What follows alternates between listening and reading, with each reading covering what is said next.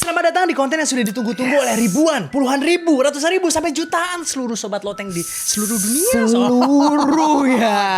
Yes. Nah ini kemarin ini banyak banget yang bilang katanya minta kita live Son katanya Son. Oh, banyak yang minta tuh katanya live ya. pengen dong bang, gue pengen ngerasain nongkrong bareng sama kalian secara live gitu kan. Ini live ini di Loteng apa di mana? Live di Loteng, di dong Loteng tentunya. sini ya. Langsung jadi penonton bisa langsung berinteraksi dengan kita, terus habis itu bisa live bareng. Bisa langsung nge-counter juga Bisa bahkan. langsung ke counter, bisa langsung Bang. begadang bareng gitu loh Son ya kan? Bang nih salah bang. Nah, bisa juga begitu.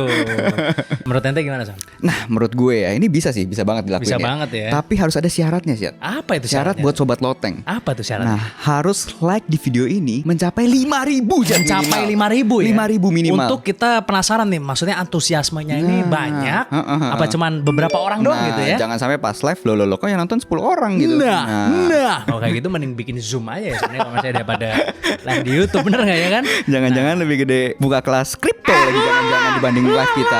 Nah ini kita pengen tahu antusiasme dari kalian. Kalau Yes. misalnya kalian emang setuju pengen ngerasain live bareng sama kita, ntar kita mungkin ada teleponan juga ya bareng sama followers sama segala bisa macam di juga live tuh. itu. Bisa. Untuk ngebahas beberapa hal yang menarik. Ya kalau misalnya kalian setuju, tunjukkan antusiasme kalian dengan cara like video ini. Like video Kalau ini. misalnya sampai 5.000 like, kita bakalan langsung live. So. Kalau 10.000 gimana? Jat? Kalau 10.000 live-nya pakai sarung. Gua tahu lah. Pokoknya ini dulu aja. Live dulu aja. Kalau misalnya sampai 5.000 like, kita bakalan live langsung ya Son ya. Kalau 10.000 mungkin nanti ada bonus-bonusnya ya. Ntar kita pikirin lagi ya. Nah, gak ada berkelama, mendingan langsung aja kita mulai. Selamat datang di episode baru dari Di Atas 12.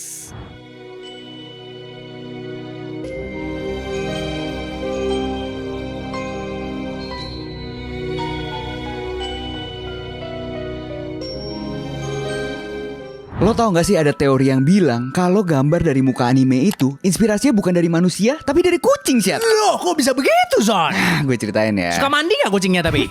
Nah kayak yang kita tahu nih kan, kalau desain karakter anime itu biasa kan menekankan daya tariknya itu dengan cara fiturnya diperbesar sih. Supaya kelihatan imut kan. Oh iya benar, Nah matanya. kayak misalnya matanya diperbesar, Oh, iya. hidung dikecilin. Oh, iya. Nah biasa juga kayak apa fitur-fitur lain kayak misalnya kuping atau apa biasanya dilebay-lebayin juga kan. Iya, jadi gede gitu ya. Terus ada lagi deh kalau nggak salah satu yang digedein itu. Son. Apa tuh, Syed? Hah? Apa tuh? Ada satu lagi gue lupa tapi bagian mananya gitu Son. Kalau tiap ngelihat anime Pak pasti ada yang gede gitu. Tangannya kali sih. Oh Tangannya, iya, kan. ototnya. Ototnya Kalau ya. laki-laki entah kenapa di anime hampir semua berotot Son. Ototnya, Laki-laki ya. Son kebanyakan. Kalau cewek apa sih biasanya? Kalau cewek berotot juga tapi pahanya biasanya. Oh iya Biasanya sering kan squat begitu. ya. Iya. Makanya kadang yang diperbesar tuh juga hal-hal yang nggak umum biasanya kan. Nah fitur ini kan sebenarnya bukan meningkatkan visual aja, tapi tetap ada kayak kepolosan, keceriaan, yang sama halnya dengan kucing. Seperti yang kita tahu juga kan kalau Jepang itu memiliki kecintaan terhadap kucing itu sangat kuat, ya kan? Oh begitu ya. Serta merupakan simbol keberuntungan dan kemakmuran kalau di Jepang gitu. Konsep kawaii yang berarti imut atau menggemaskan dalam bahasa Jepang itu kan memainkan peran penting dalam anime ini. Nah makanya fitur kucing ini sangat sesuai dengan estetika kawaii ini sih. Oh gitu ya. Yes. Kenapa bisa begitu? Ya karena dia mengutamakan keimutan dan pesonanya dia ya, Oh, ya kayak kan? kucing gitu Kayak ya. kucing. Jadi karakter yang dirancang dengan sifat-sifat ini itu menarik bagi audiens ya. Jadi lebih mudah untuk dipasarkan jadinya. Intinya mau lu suka atau nggak suka kita sama-sama tahu kan kalau kucing itu hewan yang imut dan lucu. Iya. Makanya para pembuat anime-anime ini kan sangat memanfaatkan cara ini Zat. Karena ini merupakan cara termudah dibilang, cara paling instan buat naikin audiensnya. Oh Gitu.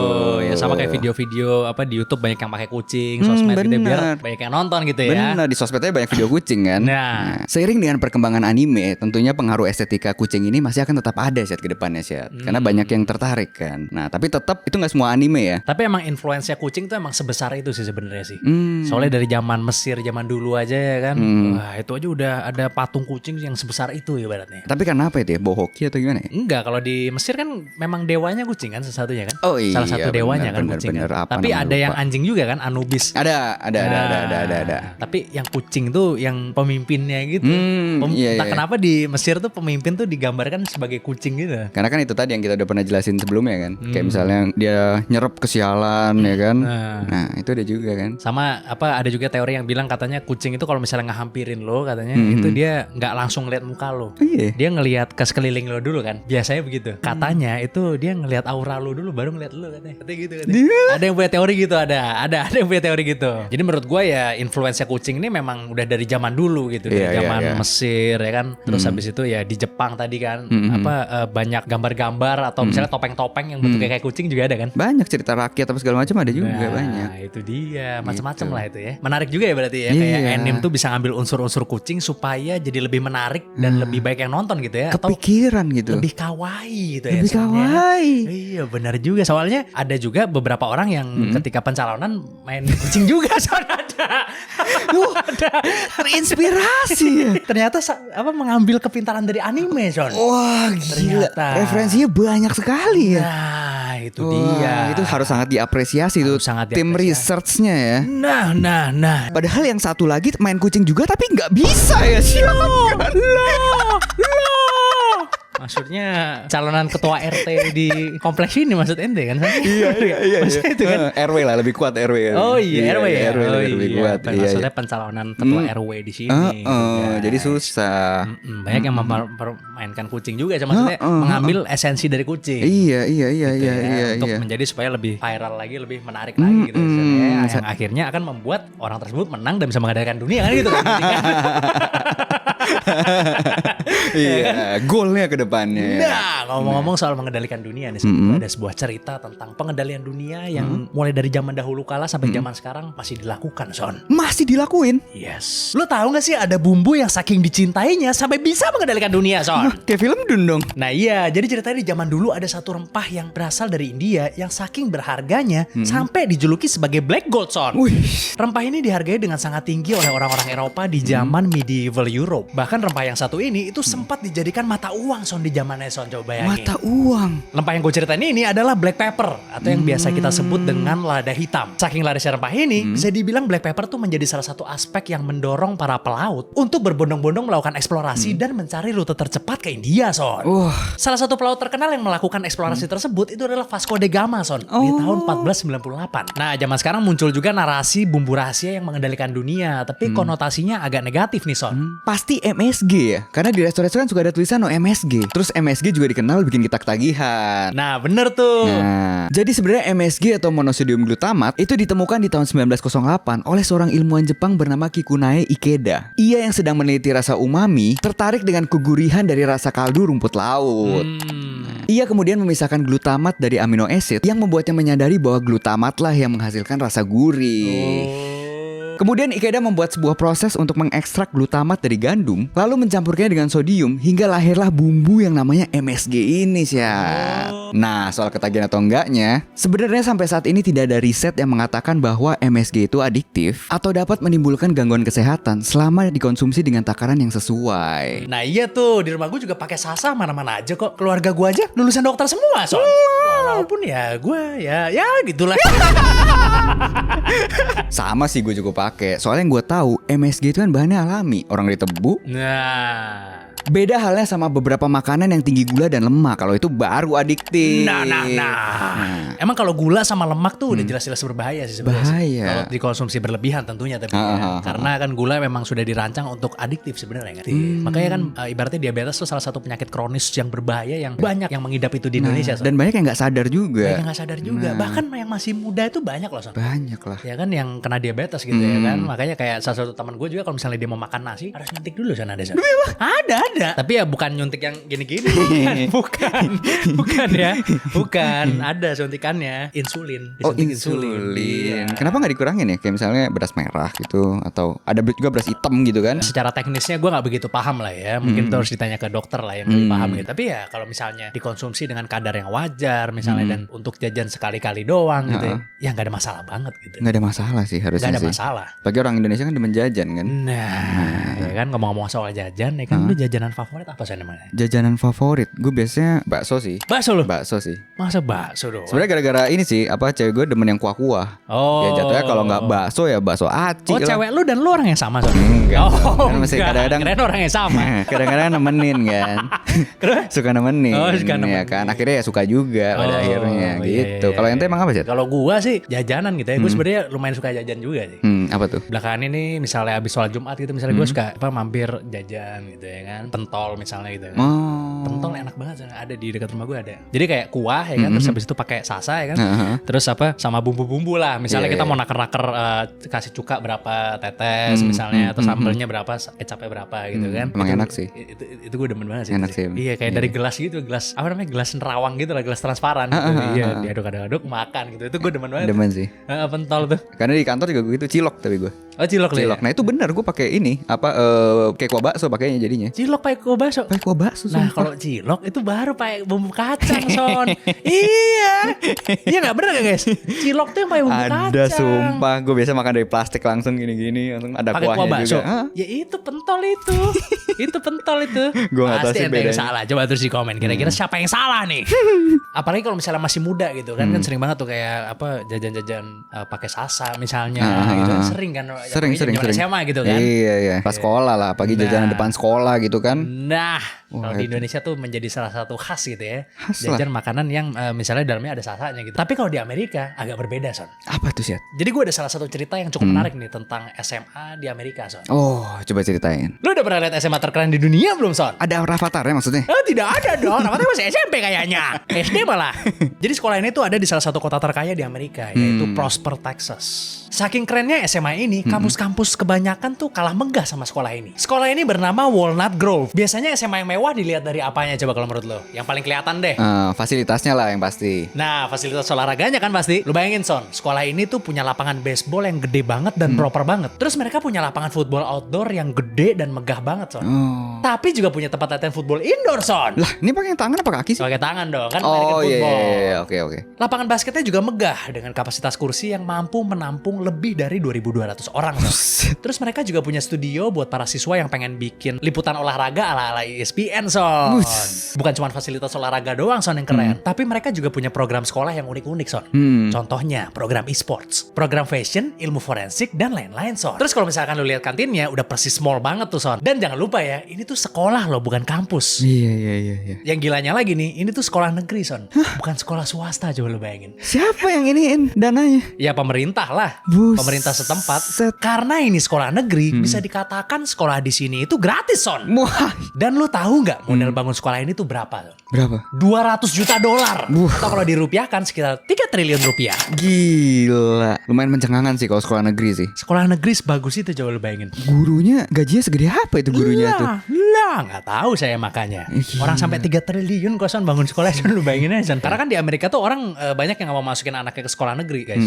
Kalau misalnya kalian tahu ya, karena di Amerika itu sekolah negeri itu dipandang sebelah mata sebenarnya. Iya. Kan? Makanya hal ini jadi cukup mencengangkan karena sekolah yang dipandang sebelah mata ternyata punya fasilitas yang segitu luar biasanya. Dan paling mewah malah jadinya ya. Dan juga memiliki banyak jurusan-jurusan yang aneh-aneh sebenarnya, Son. Sampai forensik agak kaget sih. Forensik loh ada. Iya, SMA loh. Dapat forensik, pelajaran forensik itu luar biasa banget sih. Itu kira-kira zonasi juga nggak, Set, kira-kira, Set? Zonasi memang zonasi? Memang zonasi.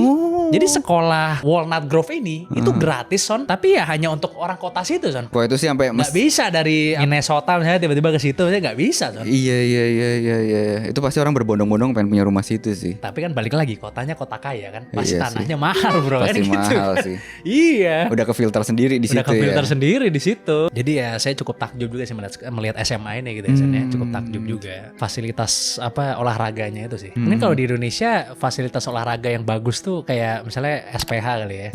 SPH, Iya. Alizar. Tapi kan itu kan? swasta. Oh, Alizar ya. Tapi itu swasta dan mahal sekali kan. Mahal. Dan itu pun masih kerenan sekolah ini daripada Alizar dan SPH. Bagus banget fasilitasnya kalau lu lihat apa lapangan basketnya apa segala macam. Itu pasti menghasilkan banyak atlet juga sih pasti sih mungkin Nah, ke depannya ya. Banyak beasiswa olahraga lah gue bilang di situ ya kan. Karena kan emang sportnya Amerika tuh udah maju banget kan. Kayak contohnya kayak basket gitu, bukan hanya NBA yang ditonton, tapi NCAA juga ditonton kalau di sana. Oh, gitu. NCAA itu yang versi college-nya. Versi kuliahnya itu ditonton juga. Tonton juga sama ya. orang-orang sana gitu loh. Jadi bukan cuma tim basketnya doang yang ditonton, tapi kuliahannya itu di TV-in juga. Iya, gilanya itu Jadi ya. industrinya sangat berkembang sekali. Sangat diapresiasi ya. Sangat diapresiasi dan orang nonton di stadion langsung. Orang-orang bukan orang kampus itu, bukan bapak-bapak gitu nonton juga, Son. Gila ya. Nonton Gila di ya. sana.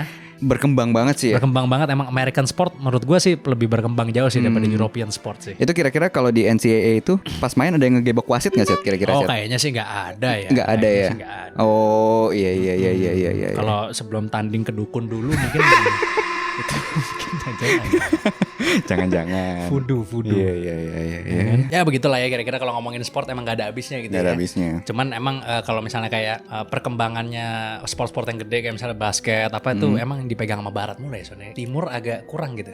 Sport-sport yang gede lah gitu. Iya. Misalnya kayak kemarin tuh yang Olimpik ya kan, itu kan Amerika kan mendominasi banget ya kan. Sampai team of the world ya. Nah itu kan. Terus habis itu sepak bola Asia juga ya paling Jepang ya kan. Jadi kadang-kadang malah jadi stereotip ya. Kayak misalnya orang barat ya basket, orang Asia misalnya bulu tangkis ya gitu kan. Nah kali ini gue akan ceritain stereotip yang sangat terkenal sih. Oh apaan itu? Lo tau gak sih kenapa orang Asia sipit-sipit sih? Lo kenapa emangnya Son? Jadi gini, sebetulnya setiap orang itu kan memiliki bentuk bola mata yang sama kan, sama-sama bulat ya kan. Jadi nggak peduli mau rasnya apa, warna kulitnya apa, dari belahan dunia mana, itu kan sama-sama bola matanya pasti ya bulat. Nah persepsi bahwa banyak orang Asia memiliki mata kecil, ini karena dua hal ini sih. Apa itu? Yang pertama, tipe-tipe kelopak mata itu terbagi menjadi dua tipe. Yang pertama itu double eyelids, bentuk kelopak mata yang memiliki lipatan atau garis yang kelihatan. Makanya lipatan ini memberikan tampilan mata yang kelihatan lebih besar dan terbuka. Kalau yang kedua bernama monolit, yaitu kelopak mata tanpa lipatan yang terlihat. Monolit seringkali disebabkan oleh lipatan apikanthus. Nah ini masuk ke hal kedua, yaitu lipatan apikanthus itu. Jadi dia itu lipatan kulit di atas kelopak mata. Tapi kalau ada yang bilang nih, bang, nih saya orang Asia tapi mata saya belok gitu kan. Nah kalau dari perspektif evolusioner sih, lipatan apikanthus itu dianggap sebagai evolusi. Jadi adaptasi terhadap kondisi lingkungan. Nah kan, jadi di iklim yang lebih dingin, contoh kayak di Siberia gitu. Hal ini dapat melindungi mata dari angin yang dingin sih. Makanya dia makin sipit. Ya intinya melindungi dari kebutaan lah. Sama halnya di daerah panas juga, di iklim yang panas kayak di gurun misalkan. Itu bikin mata jadi sipit juga sih, karena untuk mengurangi sinar matahari yang masuk. Nah sedangkan kalau di daerah kita nih Asia Tenggara, kan banyaknya sebenarnya lingkungannya itu kan hutan-hutan, ya kan, daerah-daerah banyak pohonnya, itu kan otomatis banyak gelap juga sih. Nah itu alasannya kenapa nggak ada evolusi tadi, karena kalau di daerah gelap kan mendingan matanya belok gitu kan. Tuh, ada juga itu dari perspektif evolusioner. Secara keseluruhan, jadinya kan keragaman bentuk mata itu dari beberapa faktor juga jadinya. Dari genetik, dari lingkungan, dari cara evolusi juga tadi. Ya memang orang Asia itu nggak semuanya sipit-sipit sebenarnya gitu ya. Tapi gue nggak bisa bilang apa mewakili benua lah. Iya. Karena benua terlalu banyak. Tapi kalau disebut negara, bisa gue bilang rata-rata negara ini matanya sipit misalnya. Rata-rata negara itu matanya belok misalnya.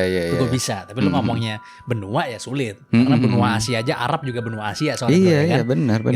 Dan anggapannya kita sama-sama tahu lah, orang barat kalau nyebut apa sipit itu Asia mana kan kita semua tahu ya kan. Nah, ada beberapa negara lah misalnya yang matanya cenderung sipit gitu ya. Mungkin kalau misalnya tadi bilang karena dingin, emang orang-orang di kutub utara kan juga emang mirip orang Asia kan sebenarnya. Iya. Makanya kan banyak kan orang-orang Asia terutama kayak misalnya orang Korea misalnya atau orang China misalnya yang dia tuh operasi eyelid nah. Iya, banyak banget sih. Karena maksudnya mungkin pengen agak lebih blok dikit kali ya, terlalu sipit kali. Dan di sana juga anggapannya kayak apa ya? Tekanan dari lingkungan juga lah. Oh, kalau lu matanya gitu ya lu berarti bukan circle gue lah gitu segala macam. Banyak juga tekanan banyak.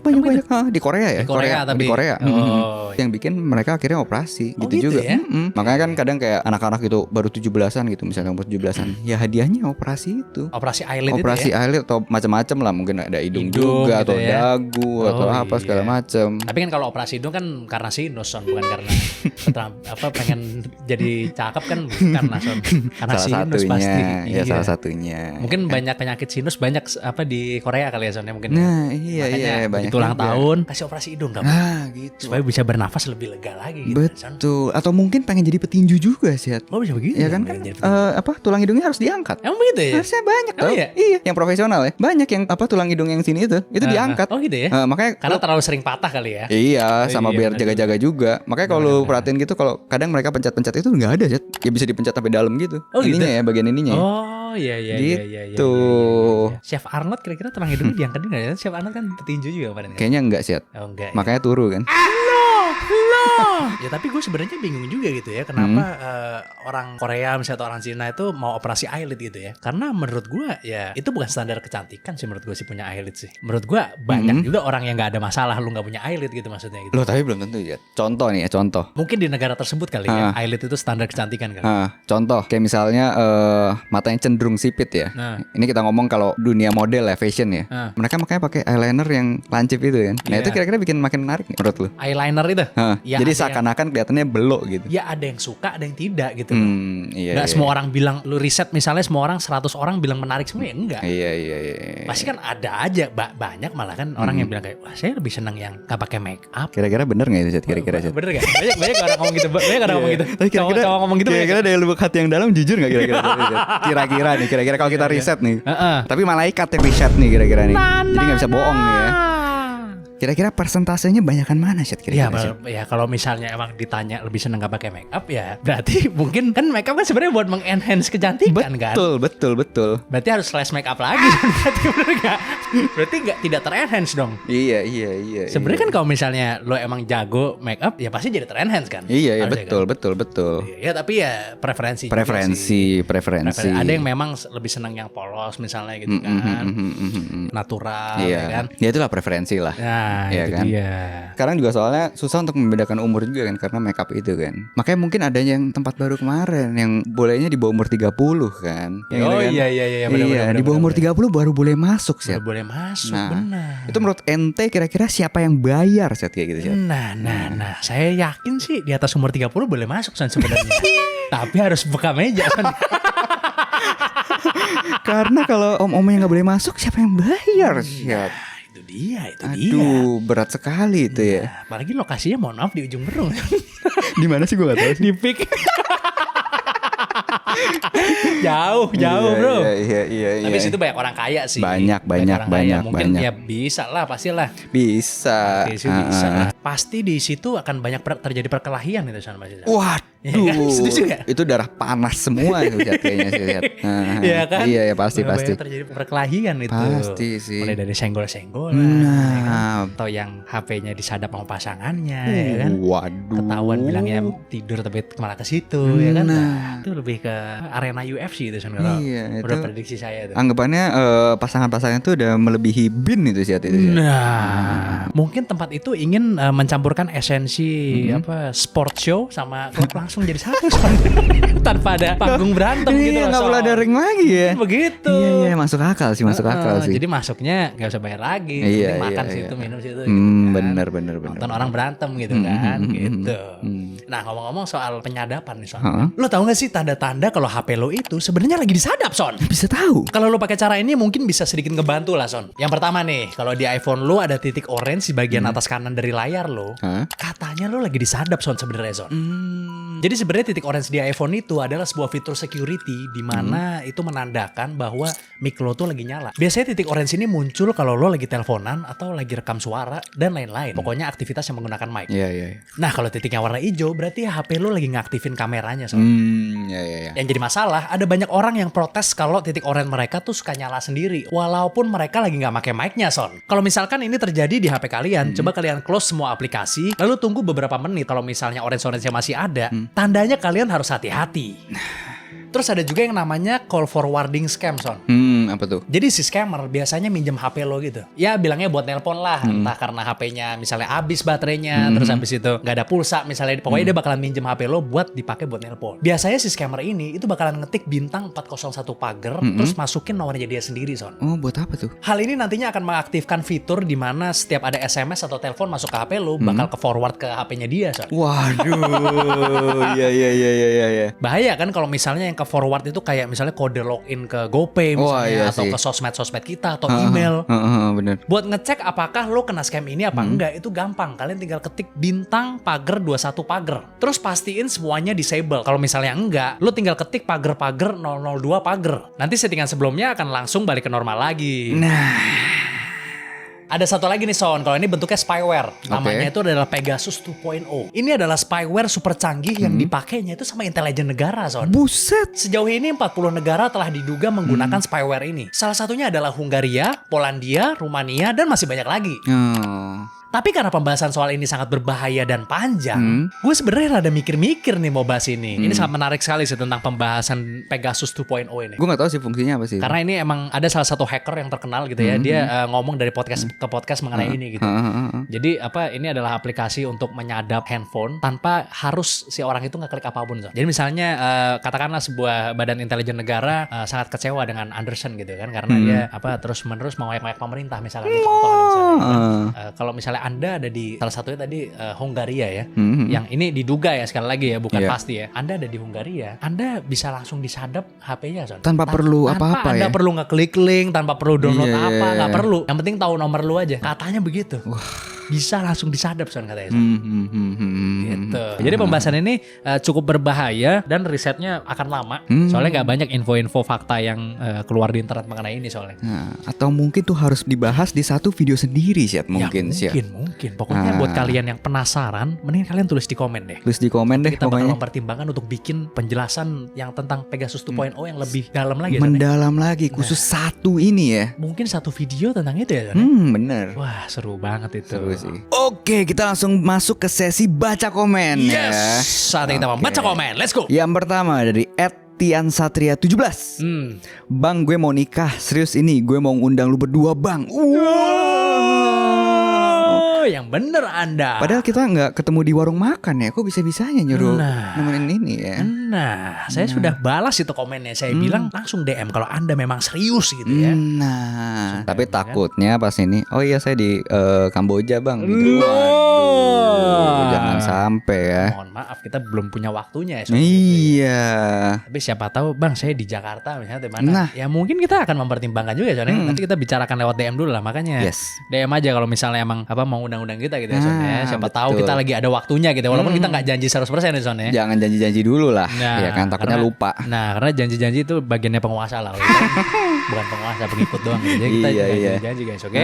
Komennya selanjutnya dari @user bla bla bla bla bla. Gue dari episode 1 Bang, nonton lo di Lonteng. Di atas 2 gelas ini mantap katanya. 2 gelas, 2 gelas. Ini udah lonteng ngomongnya ya kan, di atas 2 gelas. Iya. Ini kayaknya Anda yang habis 2 gelas nih kayaknya, terus komen di sini kayaknya. Ya. Saya berarti ini nih kayaknya nih. Bisa-bisa tadi lonteng juga ngomong ya. Lonteng ngomongnya juga ya kan?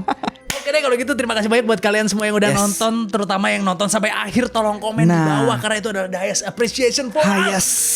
Jangan lupa selalu support kita dengan cara komen, like, dan subscribe video ini. Yes, thank you so much. Jangan lupa juga nyalain loncengnya, karena nanti kalian akan diberitahu oleh loncengnya ketika kita mengupload video baru. Kita sekarang sedang dalam proses membuat sebuah video yang mudah-mudahan Wow, jangan janji-janji dulu dong. enggak, mudah-mudahan bisa bikin penonton senang gitu ya. Yes. Kita lagi dalam sebuah proses lah untuk membuat sebuah video yang keren pokoknya gitu ya. Tungguin aja karena banyak juga yang bilang katanya capek nungguin seminggu 1 kali katanya. Kita juga berusaha guys. Kita berusaha juga supaya bisa upload lebih sering lagi gitu ya. Betul. Mudah-mudahan berhasil gitu ya. Oke deh, terima kasih banyak buat kalian semua. Sampai jumpa di episode selanjutnya dari Di Atas 12.